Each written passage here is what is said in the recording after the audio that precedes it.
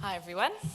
I'd like to start by acknowledging that we meet today on stolen land, the land of the Wurundjeri Woiwurrung people of the Kulin Nations, and I pay respects to elders past, present, and any elders who may be with us tonight. And I also want to take a moment to pay respects to the matriarchs who have been holding their communities and cultures strong for generation after generation.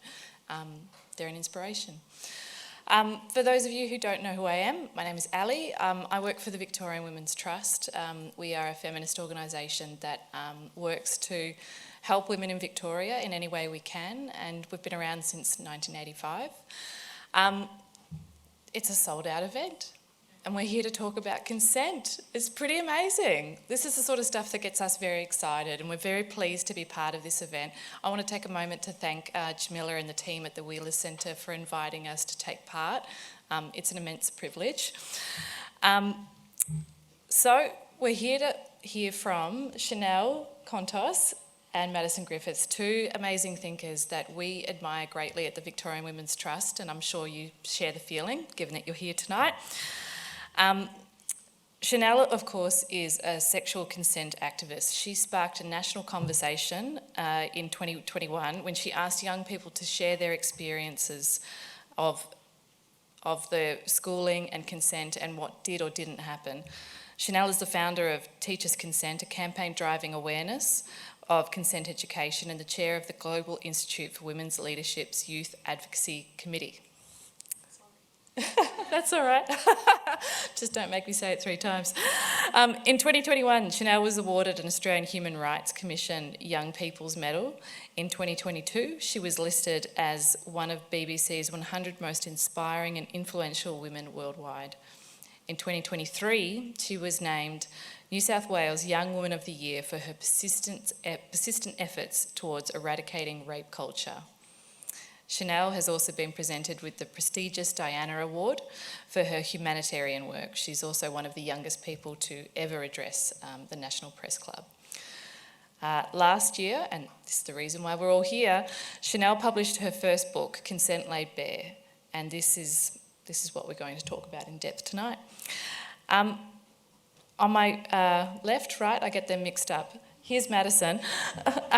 Madison will be our interviewer tonight, Madison Griffiths, and she is an author, artist and producer. Her debut book, Tissue, came out in 2022, and it is a fierce and poetic exploration of abortion, love and choice. Madison is also the co-producer of Tissue, an award-winning podcast that tracks the journey of individuals as they decide to leave an abusive relationship. And we were fortunate to be part of that podcast and support it in a small way. In 2022, Madison was awarded the Walkley Foundation Our Watch Award for excellence in reporting on violence against women, alongside her co-producer, Beth Atkinson-Quinton.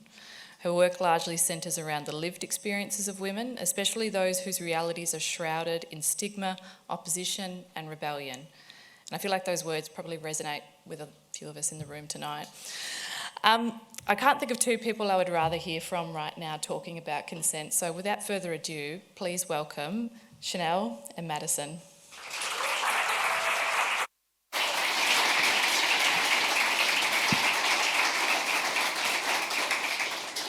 Before we get started, everyone, I just want to let you know that readings are the bookseller for this event, and that the brilliant Chanel will be signing at the back of the room afterwards, just at the back far left. I do know my left and right, unlike Ali, so right there. So feel free to go and purchase a book or bring a very dog-eared book to Chanel to christen. I love when they're dog-eared. Amazing. Let's get straight into it. I think it goes without saying that there are going to be many potentially triggering topics. So perhaps content warning womanhood is appropriate here, which is a point that I think you made very, very well. I want to go back to how this started for you. So we're going to talk about this thing, this phenomenon that you refer to as the realisation. So before I get into that, do you want to tell me in your own words what the realisation is? Yeah, so the realisation was essentially the moment me and many of my peers realised that either we had been or one of our really close friends had experienced sexual assault. And it came at the exact same time our consent talk came. Because when we started being described these concepts and taught about them, and that it was necessary, and that things like oral sex could count as rape, or that intoxication made consent void, things that should be really basic knowledge to everyone, it was quite mind-blowing for us. And it kind of lifted the shield, and more than anything, the realisation was an extremely validating experience, I think. We kind of had this moment at lunchtime, I remember it so clearly, where we were shouting over each other how many years jail our perpetrators would get for the acts they did to us based on what this ex-policeman had just told us about sexual assault. And another thing I find really interesting about that is that all of us were under the false illusion that if we decided to report, there would be accountability. We had no idea that the system was skewed against us, yet none of us wanted to. We just kind of had this collective experience. No one had to retell their stories because, when you're a teenage girl, you know every single thing any of your friends have ever done, obviously. So it was just really natural and validating to kind of go through that experience of realising that something that felt wrong was wrong, but not at our fault. And there's actually no way to read consent laid bare if you haven't already had the realisation. There's no way to read your book without being smacked in the face with the realisation. I want to talk to that because you start the book with this foray of what I would say are not even necessarily escalating points of obvious sexism, but are unique in that they are uniquely made trivial by the society we live in. So when you started reeling off these examples, you weren't thinking about a single woman in mind, were you? You were just thinking... Womanhood, like you said. Women, yeah. How did you reckon with knowing that this would open a lot of doors for a lot of women to have their own realisations, which can be a deeply painful experience? It can be, and it's an experience that I'm familiar with seeing other people experience, because part of posting a lot of testimonies of sexual assault meant, a lot of those testimonies had things in them like, I didn't realise until right now, or, seeing this story made me realise I had perpetrated this thing. So I think I knew that was going to happen when I wrote the book, but also more than anything, I think we instinctively know as women that those structures are there. They're maybe just not named or laid out to us, or maybe we haven't had conversations with people to know that it's more of a universal experience. So the overwhelming feedback I've gotten about my book is how validating it is. And a lot of, women have called it very healing as well. And this, well, it is. It's brilliant. Hence why we're all here today. This realisation, I want to know, is there a male equivalent? Yeah, it's interesting. I think there definitely is. I mean, maybe there must be a moment. I'm obviously not a male, so I'm not sure, but I have spoken to men who have definitely had this kind of come to moment of realising the patriarchy and how that's oppressing them as a person and how that's oppressing the people around them. But I also think a lot of men have said that first page of, rattling off all those experiences was just mind-blowing to them. And then what was even more mind-blowing was when they went and spoke to a female friend about it and them to be like, yeah, obviously. So I think that, I think that by kind of opening people's eyes to that, that's such an important first step. Yeah, and I guess that's the architecture of the Me Too movement, which had happened before this all kicked off for you. This is such a big question, but what do you make of where we are, given that Me Too happened nearly a decade ago now? That's nuts. I don't know, it's really scary because I live in such an echo chamber and I like to think that we've progressed, but then you see studies like the Global Institute Women's Leadership released a study the other week about 1 in 6 young men believe that feminism has done more bad for the world than good. Like, that's really scary. That's a wild thing to funny. write down on it's a really survey scary. as well. Yeah. Yes, it's done worse. Yeah. And, you know, we have 1 in 5 young men seeing Andrew Tate as a good role model, and I don't know, it feels at the same time, I actually think if anything we've kind of just gone in like 2 different directions rather than like moving together as a unit. It's just become, I know it's such a cliche word these days because of like US politics, but just more polarised. No, absolutely. And you do speak to that kind of phenomenon of pushback and provocation and where that kind of lives in the history of feminism as well. I want to speak a little bit about the language that you decide to use in your book, because it strikes me as being very obviously affecting. You know, you open up the page and it says, what does a rapist look like? And just the word is there, and you don't shy away from that. And you make this one claim that says, you know, we live in a world that has decriminalised rape.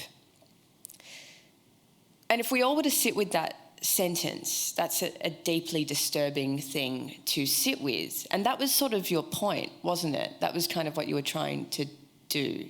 Yeah, it's extremely disturbing, but I think it's true. Yeah. How did you find navigating saying the quiet part out loud in your personal conversations as you were collating about 7,000 testimonies?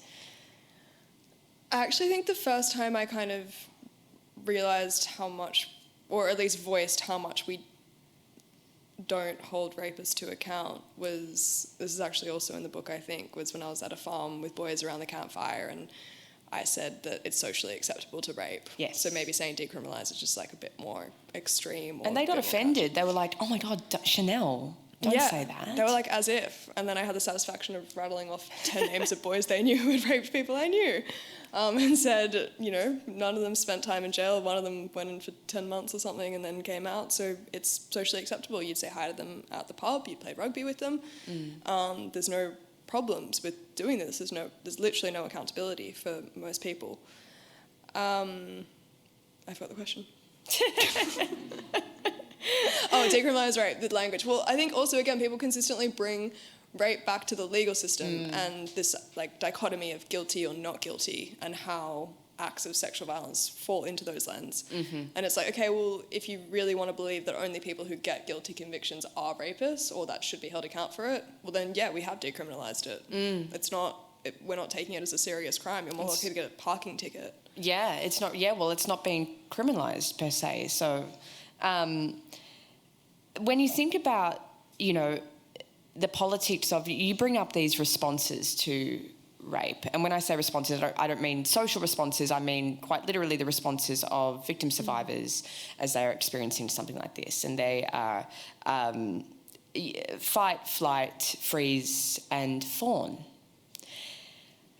Your focus on fawning is important here because fawning sort of follows women outside of the bedroom. And I'd really love you to speak on that. But before we get into that, do you want to maybe tell the audience what fawning is and how you first stumbled across fawning? Yeah. So fawning is so we know fight and flight response, pretty, like everyone kind of knows that.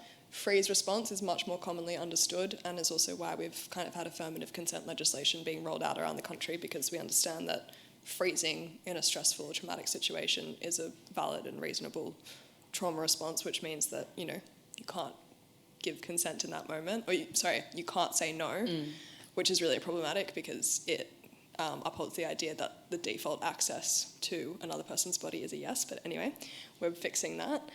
But fawning is a much less commonly understood trauma response across kind of like all aspects of society, I would say. So, history lesson, up until the kind of like late 90s, all research done on human stress responses was done on males, pretty much, which means that they reached kind of the end of the 90s, 2000s, and were like, oh, I wonder if we've overlooked something that women maybe do. Maybe. Yeah, maybe.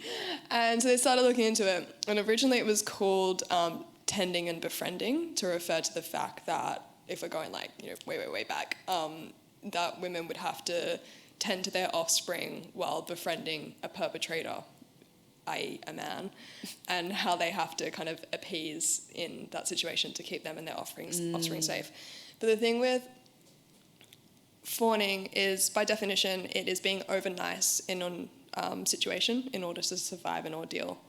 So it's got its roots in PTSD, and if you grew up in an abusive household or around an abusive person, you are much more likely to fawn, but anyone can fawn at any time for no reason.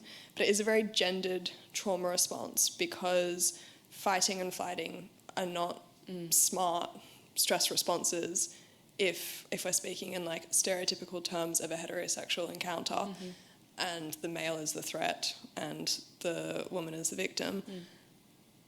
They are likely to be stronger than you, faster than you. They're likely to be able to overpower you. So therefore trying to fight them off or run away from them physically is basically not a good idea. So this idea of fawning was introduced to me by a woman called Billy Paris, who's a frontline worker for sexual assault victims in, I think, Royal Prince Alfred in Sydney. And it was like groundbreaking when she showed me this research into it, because I kept reading it in the testimonies, but I didn't know what it was. Yes. It would people would sort of describe this phenomenon, but they themselves too didn't have the name for it. Yeah, they would be like, and there was a lot of self-doubt that came with telling it, or like a lot of self-blaming that came with it. And they've also found that victims of sexual violence who either freeze or fawn are much more likely to blame themselves. Yes. And much less likely to seek help or be believed by their community.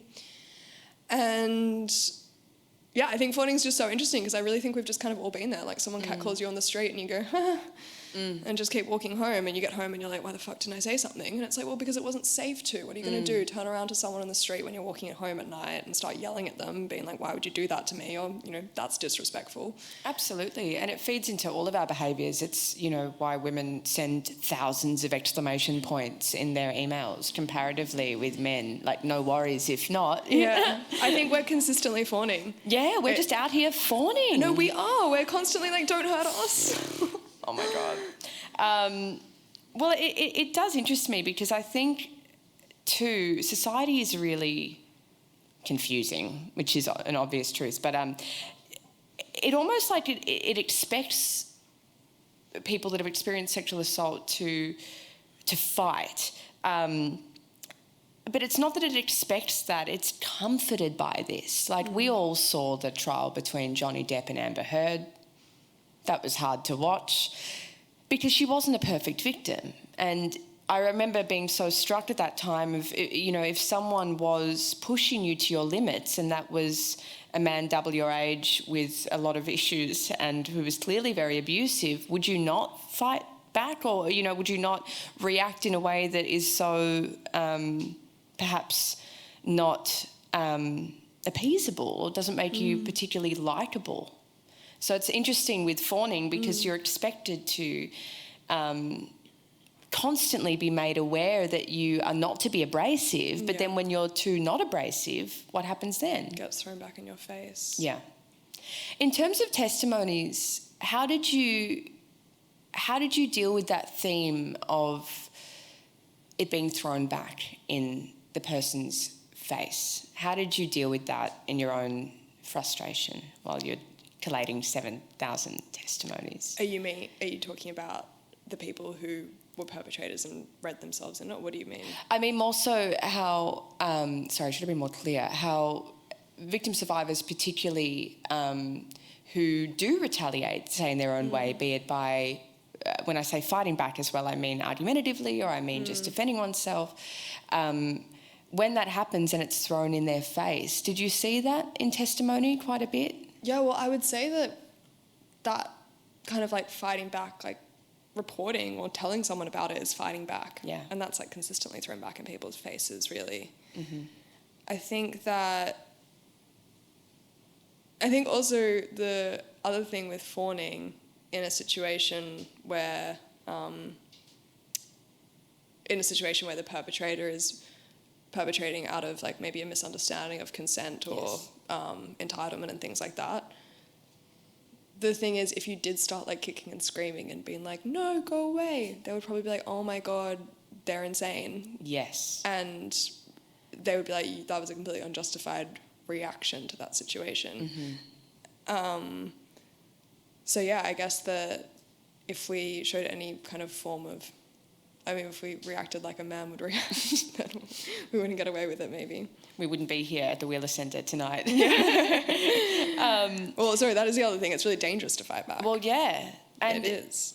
That leads me into my next question about people that do report. And you do spend a significant amount of time speaking to the threat of, and I say that very deliberately, the threat of false rape allegations. There is one line in Consent Laid Bare that really stuck out for me, which is that, you know, what makes the threat of a false rape allegation so terrifying is that it is an avenue for where a woman can hurt a man.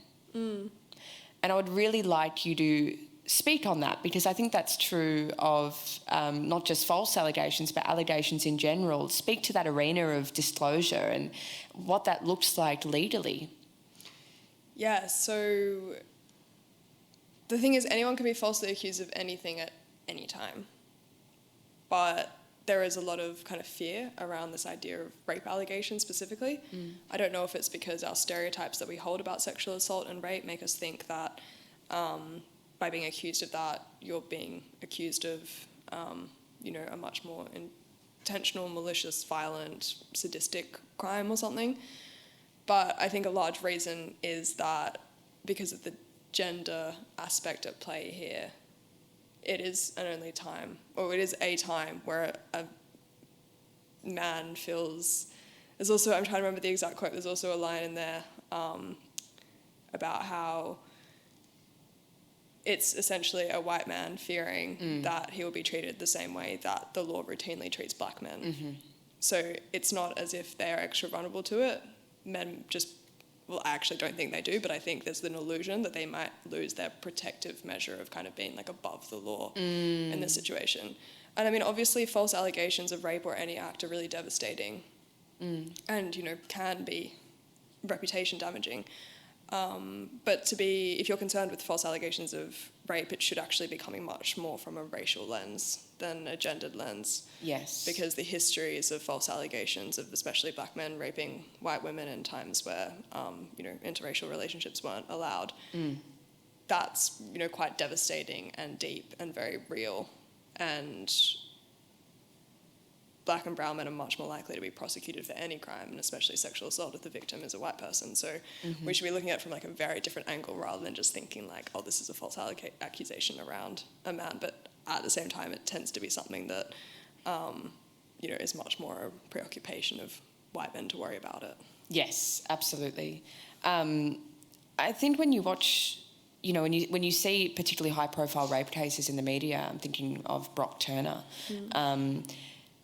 His father's, I was going to say speech, my God, that's terrible. Was it impact statement or something? His father's statement, which made mention of his life sort of ending. And I think what you do a really brilliant job of in Consent Laid Bare is you show that these entitled opportunists, as you call them, that this particular kind of rapist, their lives aren't ending.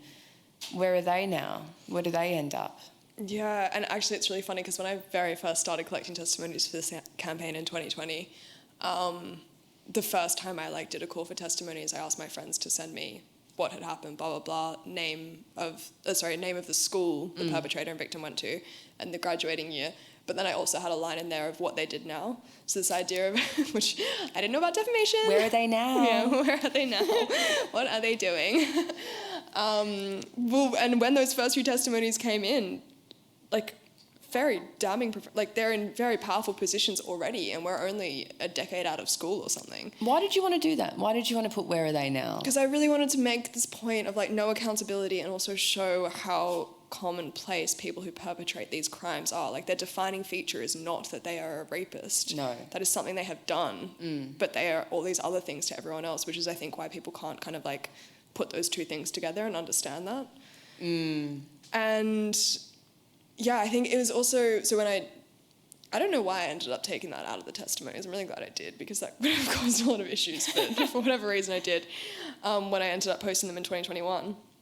But at that time, that year, there was just so many themes about, there were allegations against Christian Porter. There were allegations against Alan Tudge, who was the Minister of Education I was working with. There were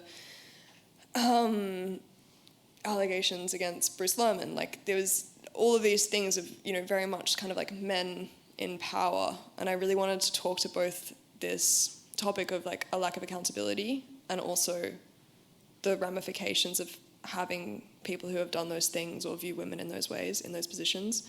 So my master's was in gender, education, and international development, and I did my thesis in sexual assault in private schools in Sydney, basically. So that's like the gender and the education component. But in order to tick off the international development one, I had to look at it from an international lens. And I like zoomed out and said, these are all the alumni of these sort of schools, and this is like where they would disproportionately end up in positions of power. And that is why we have, poor funding for violence prevention or domestic family sexual violence. That's why we have terrible refugee policies, because these apathetic men are going on to run our country. So it actually does really affect us all, even though they're happening in these like very small pockets of society. Absolutely. I think it's so effective to be able to say, this is a rapist and this is a man of high political or career esteem, and they are the same men. You talk to this fear in the book that to be anti-rape culture, to the extent within which you are, meant accepting that one day the name of someone you love may pop up in that inbox of yours. And you had to square that and sit with that and accept that. But what liberated you with that line of thinking? Were you like, well, speak on that a little bit, because that is a huge thing to have to commit to. Yeah, it's interesting. That was actually the only part of this book that I felt was difficult to write. And there's a lot of heavy stuff in the book, but it just kind of like came out. But that was like a really emotive thing to kind of like write down and admit, because it also made me feel as though I was like laying myself out to be even more vulnerable again, in case someone does read that and think like, oh, I know someone Chanel loves and I'm going to intentionally then do this because I'll call her bluff. Because I basically say that it got to a point in the petition where I was getting pushback from people who were seeing people they loved in the testimonies, even though they weren't named, or people felt as though it was unjust and not true and whatever. And I had this moment of like, okay, well, would I post this testimony if it was someone like super close to me? I'm talking like, I love my brothers, but I'm talking like my brothers. I love my dad, but I'm talking my dad. Like, I'm talking seriously close. And I was like, well, yeah, I can't ask other people to confront this fact that we live in a world where people who have done these things are all around us, and we can still love them and they can still be good people in other aspects of life, unless I'm willing to confront that. So yeah, that was really difficult. But I mean, it was definitely weird. Luckily, touch wood, to date, haven't received anything where I've, identified someone really, really close to me. That means I've had to like end some sort of relationship or it be a kind of like big deal for me. But I've definitely read enough testimonies about people that I know and I either see socially or, sometimes I see them on like the TV doing something, and you just think like, oh, yeah, that's gross. And there is a real labour to that too. I mean, socially, and you speak to these. You made this kind of admission early on in the pages of you are going to be one of three here when you're reading this. You are going to be someone who's experienced this, someone who's perpetrated it, and someone who's a bystander. I want to talk to the narrator, Chanel, who was a bystander, because there's a lot of anecdotes you make mention of in Consent Laid Bare that are just sort of you rubbing up against misogyny across your life and kind of bringing that back to the central question. When did you start viewing yourself through such a gendered lens? Did it start with this project, or were you able to kind of look at your womanhood beforehand and have other kind of moments of realisation here? I think I definitely looked at my womanhood before, but this was definitely like an intense look at kind of thinking of myself as a woman and how the world treats me as a woman Yeah. and how the men around me. And how you've watched other women too, you know, like you speak about these party scenes, and I'm there. I've seen those women on those couches, and it's this... to accept that this exists is to accept that you've excused it. So, Yeah. you know, holding space for that, I think you do particularly well. And how important was it for you to make mention of being a bystander? Oh, massively, because I guess that's like the whole thing of the fact of you're kind of, especially we're talking about children here, like teachers' consent and the sexual violence work I do specifically is very much on trying to prevent teen-on-teen perpetrated sexual violence, or like youth-on-youth more generally, of course, but the education program and the ideas of, you know, being able to make serious cultural and generational change are really coming from youth. And of course children, like how much can you blame a child for being a product of their own environment when everything around them's like taught them these other things? You know, there's certain things that I didn't understand were bad and I needed someone to tell me that. I always mention her, but she's here tonight, so I'm going to mention her again. But my friend Grace was like the first one to tell me that the word... she's got her head in her hands. Is the first one to tell me that the word slut wasn't okay to say. And I was in like year 9 or 10 or something. And You were just calling everyone a slut. yeah, everyone was a slut. Yeah, like we just said that word. And I remember I posted a Instagram photo with the caption, "Halloween is the one night of you can dress like a total slut and no one can say anything about it." And it started this like whole conversation between us, obviously not in the context of that actual caption, but just like more broadly how me and my friend group and how we use that word. And then we stopped using it. And it like took a bit of like, oh, what? Like, no, it doesn't matter. Like, oh, it's a quote. Like, I don't know, just back and forth until we kind of got to a place of being like, okay, well, now we know that we're not going to use that word in a derogatory way to describe someone who's had a sexual encounter, because we would never use that against a man. So I think holding space and talking about all the times that like I've messed up, I think especially young people really appreciate hearing that, to think like, oh, okay, it doesn't mean that because I've done these things in the past that I would be a hypocrite to now be on board with this movement. It's actually just like, we can acknowledge that, put like a line in the sand and think like, all right, how are we going to move forward from this? Yeah, absolutely. I think there's something to the kind of rapist we're talking about here as well. We're not talking about the Ted Bundys, obviously, even though they are weirdly spoken about a lot. Yeah. But we are talking about these entitled opportunists that exist within a structure, particularly within a school structure socially. I saw a tweet recently, and I'm going to butcher this, but it made mention of when that weird feeling you get when you realise you've been sexually assaulted by someone who you weren't afraid of, and who, if anything, you kind of pitied, and you didn't feel scared. You just sort of fawned. I want to speak to you about that kind of, when we internalise these views about what a rapist is, what sort of shame does that bring in our ability to make sense of when our agency has been violated, that I feel like I can't feel sufficiently violated if my rapist is a head shorter than me, or is, you know? Or I think like a big thing, again, bring it back to young people, like if the person who sexually assaulted them was someone that they were consensually kissing at the beginning of the night, or maybe they had a crush on, or that they previously had a crush on, or that they had engaged in this way.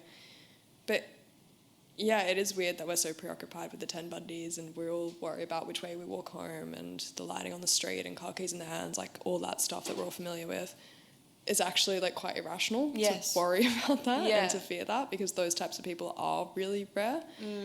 Well, that's it. What do we do instead with the fear? What do we do with the embarrassment, with the shame that girls are sort of made to sit with and wear throughout their girlhood? Well, I think we need to get rid of the shame.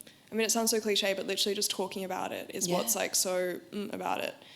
And I think there still is a lot of shame there. So like, again, after that one lunchtime, like when me and my friends had the realization, and there was no shame that lunchtime. I remember that. There was no, like, again, it was very validating and like very kind of like feels like a kind of like core memory of like girlhood and experience and bonding in a weird way. But then I didn't speak about it again with anyone or anything for years. Like we just didn't. And bringing up those sorts of things, I think it feels as though you're being dramatic, which is also something that from speaking to and like doing Instagram polls and speaking to a lot of like victims of this, again, very like specific type of sexual assault, which, by the way, for people who haven't read the book goes into like a typology of types of rapists and then focus deeply on a specific one that's kind of like an everyday opportunistic rapist. I think that because we're also told, you know, not to make a fuss and to, you know, be easygoing and whatever, again, kind of going that fawning thing, I think there's almost shame in trying to stand up for yourself when you think like, oh, other people have it worse, or like this isn't as bad as other stories I've heard, or like what I see in the media, or like what I think sexual assault is meant to be.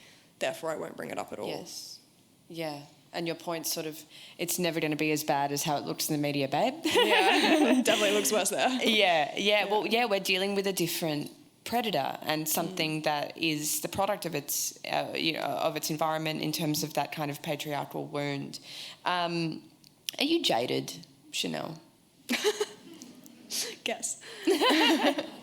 Well, I've been given permission to go here, so I want to know, are you jaded? Yeah. I don't know. I don't know. I definitely. I feel as though I just overthink like everything now. Like even coming here tonight, I was so excited to put on my cute outfit and like put on like, you know, makeup and whatever. And then I was like, ooh, why am I doing this? And then I'm like, am I like kind of opting into these gender roles that I need to? And I don't know. I've been like going to quite a few states around Australia the last week, and I've spent so much time like getting ready, where I could have been doing like a lot of other productive work in that like, you know, hour before every session or things like that. And I have thought like a man doing a book tour would not have to do this, and that just wouldn't be the case. But at the same time, I really enjoy it, so I'm like, well, where's this thing? And it's also something I really struggle with in like relationships, my relationships with men. Yeah. And I don't know, are you jaded?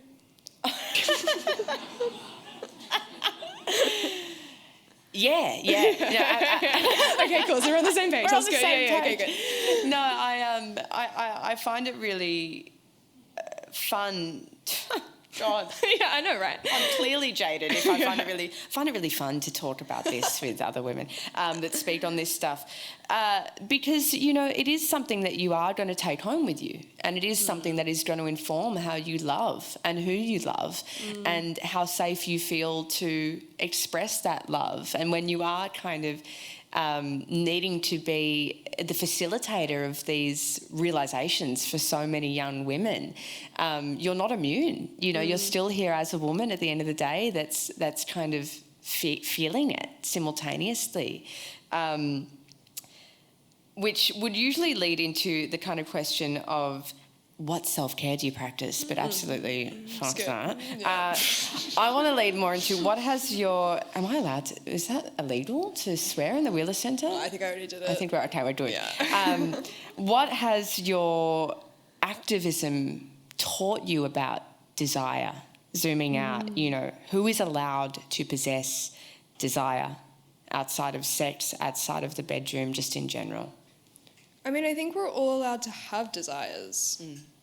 We're just not allowed to act on them every time. Like, I guess that's kind of like the fundamental part of sexual assault, right? It's entitlement to another person's body. It's feeling as though your desire is worth more than their experience, whether they want it or not, which is also a really weird... I'm kind of going off track here, but I always think this about entitled opportunists as well. It's kind of like, if you... And actually the book goes into this as well, talking about like what is consent and like where are we putting these things. But if you are consenting to someone, this is something I always get in my head about when I was like single and dating. If I do consent, then how do I know what would happen if I didn't? So it's kind of like, how do I know what type of person I'm having intimacy with if I do desire this and I want that and they desire that and that's really great and that's working right now. But what if I didn't? Would it be the same result?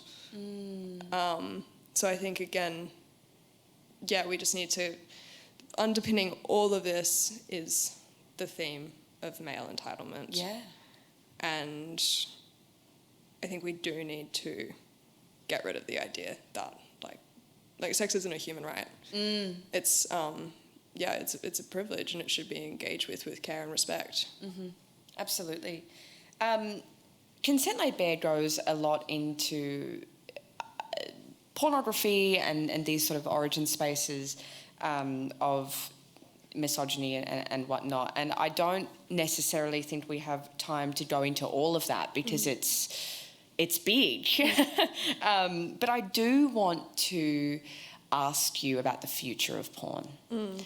And there is this new phenomenon called, do I even know the official? Deep fake porn. Yeah. Can you tell your audience about what that is? Yeah, so essentially deepfake technology is AI technology that can manipulate a video to very realistically look like, it's basically Photoshop for videos. And, you know, they started on the internet with like getting Putin and Trump to have like a fake conversation that was like kind of funny. Not saying it's okay to manipulate the thing, but you know what I mean? Like they were saying really outlandish things that was clearly not real life. And then deepfake technology has, I think it is now, a very gendered issue. Very quickly it's become one because it's being used to artificially manipulate the faces of mainly women on naked bodies to create pornographic content. This is really problematic for a lot of reasons, in the kind of like, in terms of like policing and like that side of it, and child sexual abuse again. There's a lot of people who dedicate their times to trying to remove content of child sexual abuse off the internet and, you know, ensure victims are safe and things like that. And deepfake technology adds like a whole other hurdle to that because it's improving at such a rate that it is becoming like harder and harder to distinguish between what is real and what is not. And also because there's been no demand for it, AI deepfake technology has not developed to create realistic artificial modifications of the male body. It's interesting, but it's very realistic for females.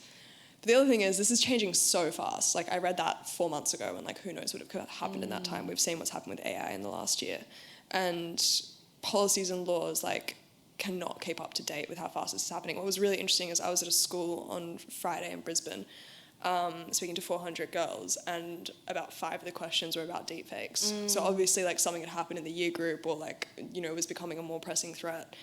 And image-based abuse includes not just sending on a naked image of someone, it also includes threatening to send it on. So I think that this is kind of also being used as a tool for a lot of people to coerce others into it. You know, if you don't do this, I'll send this to your parents, and it looks like them. It looks like a naked video of them.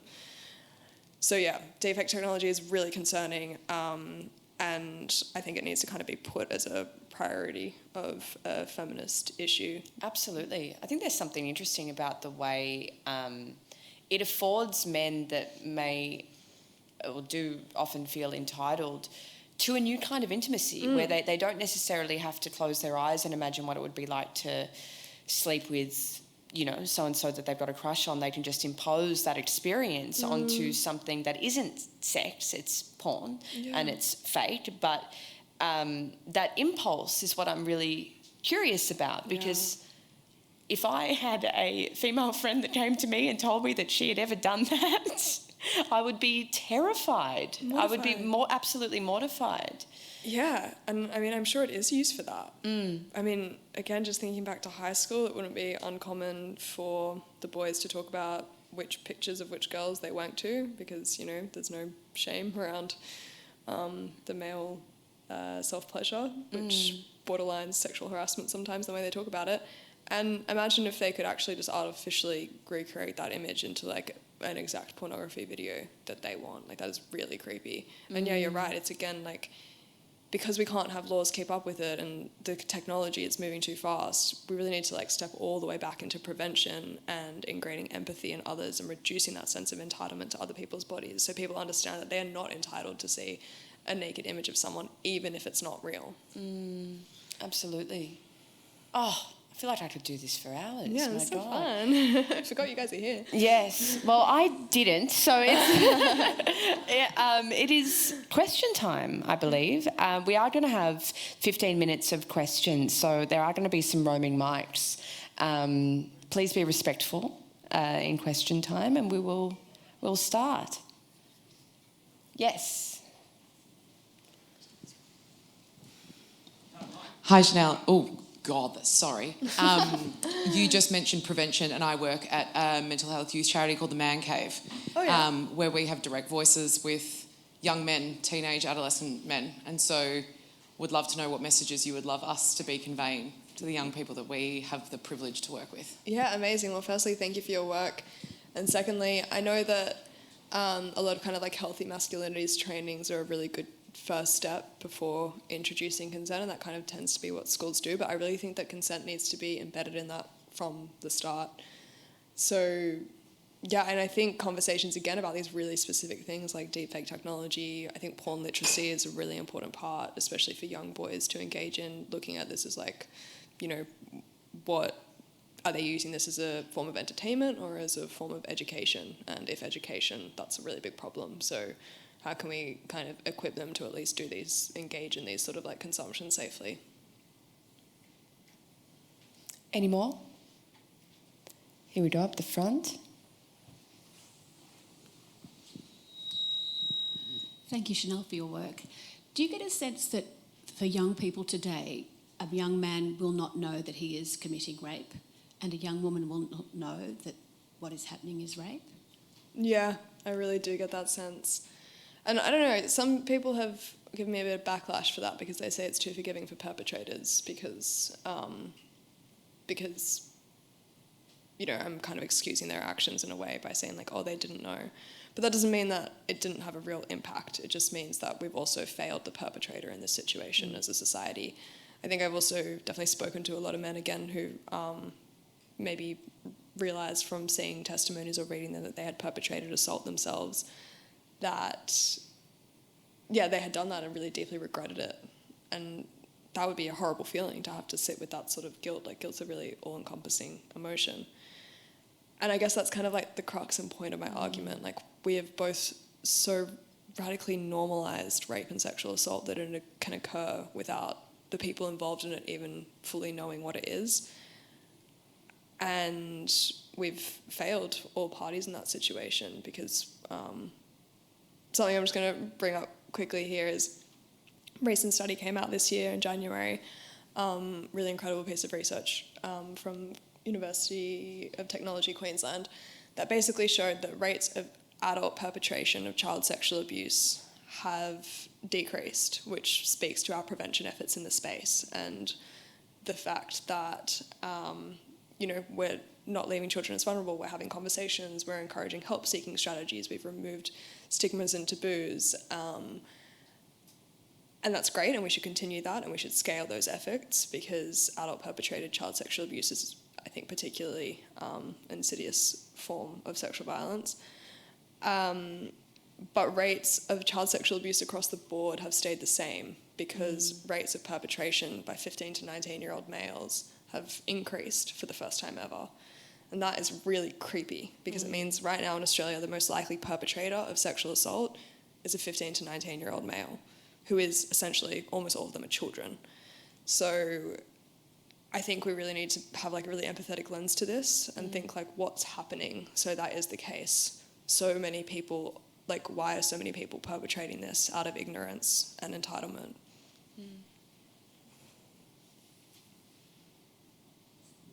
Hi, my name is Ron Savage. I just want to point out there is a small amount of defence you can take by photographing yourself and putting a copyright sign on your picture and then publishing the picture on the internet. So that if somebody uses your picture as deep porn, you've got at least a basis for it saying they've published copyright material without your consent. Yeah, I mean, that's a really good protective idea for things like LinkedIn when you kind of have like a single photo or maybe for an older bracket. But I think a large challenge for young people these days is their whole life is documented. There's not just a photo of them online. Like, I remember when I was younger, my dad used to always get me to Google him like every 6 months. And like a single photo of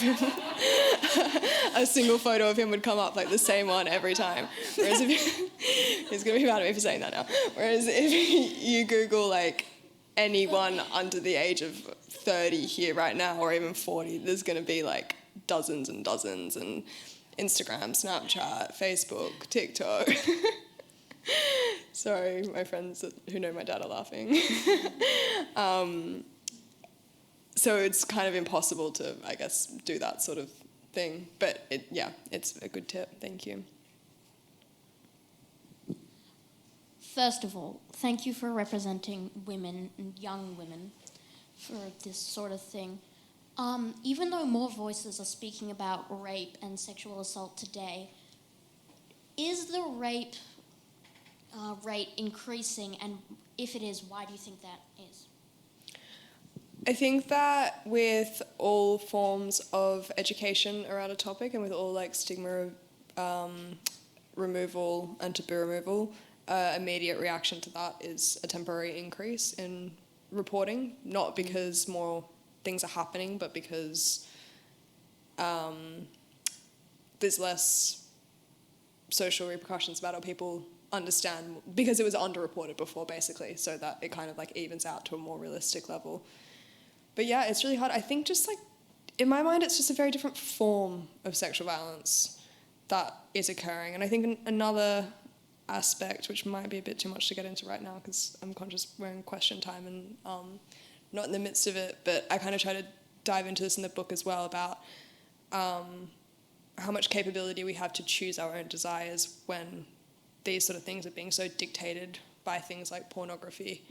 So, you know, things like BDSM used to be understood as a side, you know, a kink, whereas now we don't even call that a kink, but violence, sexual strangulation, choking, slapping, spitting, whatever, in the scheme of things become much more normal in sexual acts.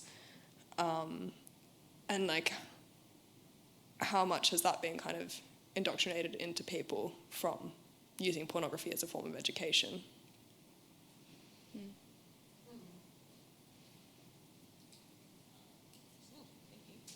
And sorry, the point there was, I guess, also that like that wouldn't be classified as sexual violence, but if that's not actually their true desires, then it's a form of sexual violence disguised as consent.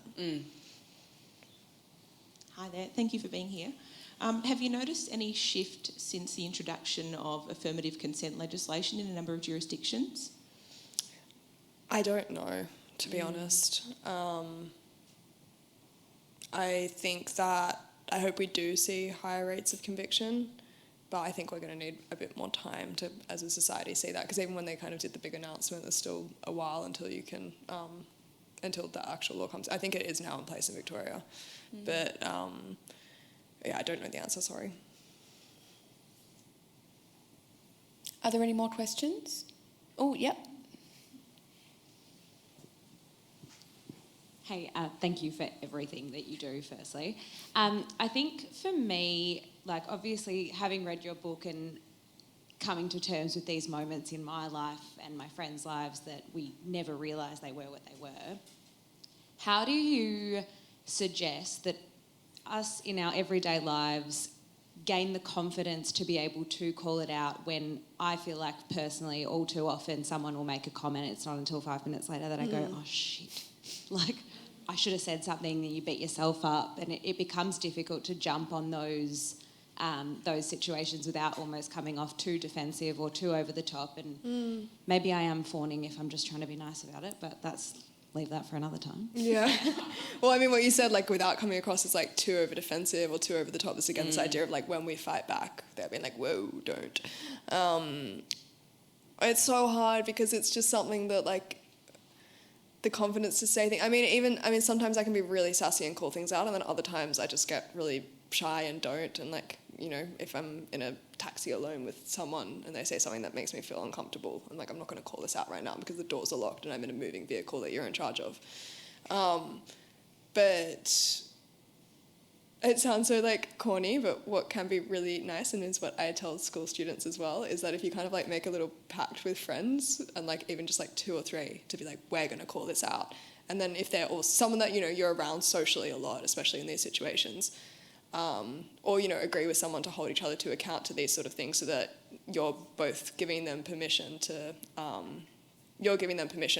call you up without them thinking that they're going to offend you, and you think that you'll be able to call them up if they're saying these things kind of unintentionally.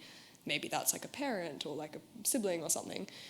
But I think that sort of stuff, it's also like, yeah, it would be great to call out every instance of rape culture we ever saw, but ultimately, like, your own safety has to be first. And if you don't feel safe to say it in the moment, then just, like, it's okay that your body's done that. You shouldn't be mad at yourself for not doing it. Hi, I was wondering if you have any tips or anything that you would help for how to navigate conversations with young males who are close to you, brothers, friends, who maybe don't understand the severity of rape culture or what it's doing in society, and especially having that knowledge of that 15 to 19-year-old age bracket being the most prominent and problematic. Good question. This is actually not just a shameless plug. I actually think this is the best resource for it. Yeah. One, encourage them to follow teachers' consent, because then they can, like, ingest this content in their own time in a non-attacking way. We're putting it out into the world. If they're curious, they can click and go through whatever. But also the last chapter of my book is called Dear Boys and Men, and it's basically exactly like what you said. It's for people to be like, how do I have these conversations with, with others, and being able to just pass that on and be like, just read these 20 pages. I'm kind of hoping it's a bit of a, like, gateway drug to the whole book, but I don't know. And that's written in a tone and manner that was like the audience of boys were, like, at the forefront of it. So hopefully that's helpful. Congratulations, Chanel. Thank you. As a Greek woman, I'm very proud of you. Congratulations. Thanks. You do us very proud. As a feminist, okay, you mentioned that 1 in 6 men think that feminism has done, damage. What is the Institute doing around that? And also the other research that is coming out about young boys feeling very confused, following on from the previous question. Thank you. Yeah. No, it's such a good question. So again, it was 1 in 6 young men, which also showed that we kind of, I think, have a narrative in society to be like, oh, like, boomers, like, they're the conservative views or, like, whatever, but it's actually showing that the younger men are the ones who are, like, we're regressing in terms of social progression and are more likely to hold problematic attitudes towards, like, gender and sexuality and things like that. So the Institute, and specifically what they're doing, the Institute's main role is research, so they're not, and, like, advocacy as well, but I don't think there's any kind of, like, direct project coming from that I know of. But I think it also just speaks to, like, such a wider message of, again, we're failing our young men. Like, if the only role model they can name is Andrew Tate or no one, that's just not good enough. And, you know, he's such a prominent figure because he feels a need for these people. And I do, without trying to, I don't want to sound like men's rights activist-y, but but that would be a career change. Probably way more profitable, actually. But I think we have to hold empathy for them, because in this, so there's a quote that it's also in the Dear Boys and Men chapter, that is, equality feels like oppression to the privileged. And when you're thinking about that, and you're thinking about young men who have had their kind of, like, roles set out for them and then taken off for them, whether that be, you know, being the main income earner, being like a statistic I always think about is that in Australia, if a female earns more than her male partner, she is 35% more likely to be subjected to domestic abuse by him, which is just, like, nuts, and speaks to this idea of kind of, like, male ego and the value of self-worth being placed on masculine traits like income. So I think we need to, like, fill that need and make sure that as we're raising the next generation, or, you know, speaking to young kids about this sort of stuff, that they know that, you know, healthy masculinity looks like being anything they want to be, in their kind of best form. And again, just, like, centering respect and empathy in all of that. And then I also think we need way more men to step up as role models, because it's really hard to, it's really hard to think of them sometimes. And I have a lot of male role models in my life, but they're all ones that are, like, very personal to me. Yes. Yeah. Where it's like, where are the kind of, like, big figures where I could name 100 women that I look up to that are in the public space. I think we've run out of time for any more questions, unfortunately. But Chanel will be sitting at the back left-hand table there to sign some books. Before we wrap up, Chanel, thank you so much. Thank you. I'm sure I express everyone's sentiment in here that you have really done a lot for women, but particularly shining a light on the tendrils of girlhood that are so complex but don't need to be. So thank you very much for that. Thank you so much, and thank you everyone so much for coming tonight. I really appreciate it. It's so it's honestly a bit heartwarming and overwhelming to see this, and I loved this chat. Thank you. Oh, how exciting. Thank you, everyone.